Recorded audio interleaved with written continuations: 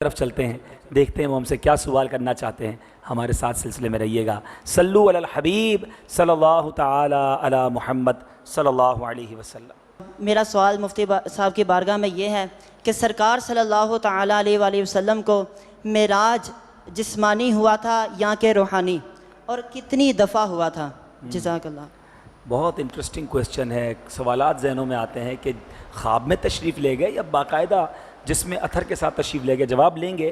بتاتا چلوں کہ یہ ماشاءاللہ ہمارے طالب علم مصطفیٰ آباد، جس کو رائیونڈ بھی کہا جاتا ہے، وہاں بھی دعوت اسلامی کا جامعہ موجود ہے، اور ماشاءاللہ ہمارے طلباء علم دین حاصل کر رہے ہیں۔ ان کا یہ سوال ہے، مفتی صاحب کیا فرماتے ہیں؟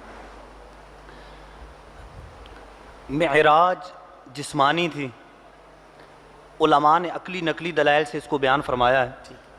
عقلی طور پہ یہ کہ اگر معراج روحانی ہوتی، نیند کی حالت میں ہوتی، تو اتنی خواب میں ہوتی، اتنی شدت سے انکار نہ ہوتا۔ صحیح ہے۔ یہاں تک کہ کفار کے لیے ایک بہت بڑا ایشو تھا، انہوں نے اس بات کو اچھالا، مسلمانوں کو دین اسلام سے دور کرنے کی کوشش کی۔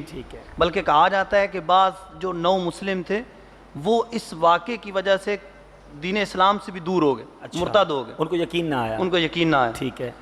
تو یقیناً یہ جسمانی تھی، تبھی اتنا شور اٹھا، اتنی شدت سے انکار کیا گیا۔ واہ واہ واہ۔ اللہ عز و جل نے قرآن پاک میں جو بیان فرمایا، سبحان الذی اسریٰ بعبدہ لیلا، تو اسریٰ کی تعریف یہی ہے کہ بیداری کے ساتھ رات میں کسی کو لے جانا۔ واہ۔ بیداری کے ساتھ لے جانا۔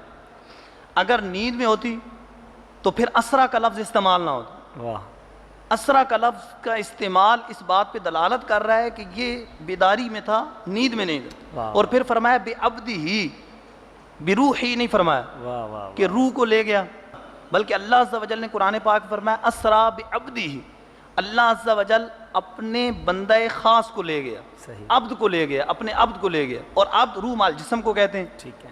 تو معراج جسمانی تھی، لہذا علماء فرماتے ہیں کہ جو جسمانی معراج کا انکار کرتا ہے تو گمراہ و بددین ہے۔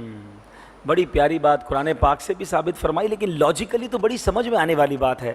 کوئی بندہ رات صبح اٹھ کے کہے کہ میں آج امریکہ گھوم کے آیا ہوں خواب میں، بلکہ ساری دنیا کا ٹور کر کے آیا، تو لوگ کہیں گے ٹھیک اٹس نارمل، کیونکہ آپ خواب میں گئے تھے۔ تو اتنی شدت سے انکار ہونا، کفار کا جس طرح بتا رہے ایشو بنا دینا، لوگوں کا مخالفت کرنا، اٹ مینس کہ اس وقت بھی یہی دعویٰ تھا کہ یہ جسمانی طور پہ ہی ہوئی ہے۔ ماشاءاللہ لاجیکلی بھی اور ماشاءاللہ شرعی قرآن پاک کی آیت کے ذریعے بھی میں مفتی صاحب نے سمجھایا۔ امید ہے اب یہ کانسیپٹ کلیئر ہو گیا ہوگا کہ پیارے آقا جسمانی طور پر ہی تشریف لے گئے تھے۔